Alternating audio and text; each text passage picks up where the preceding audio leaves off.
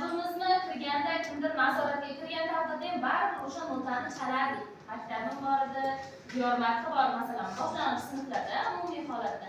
Martdan boshlab shu bir yilga qancha soatlar 15 darslar o'rganayotgan bo'lsak yoki 12 darslar o'rganayotgan bo'lsak, o'sha jarayonda o'rganishga majbur edik, ixtiyoriy majburiy o'zimizni vijdonan o'rganardik. Hozirgi kunda faqat bu dangasalarni undan battar qulayligiga bu keldi bu jarayon. Endi bu nima? Turkani bizga kirib kelishidan yangi davlat ta'lim standartida bir qancha o'zgarishlar borligidan. Birinchi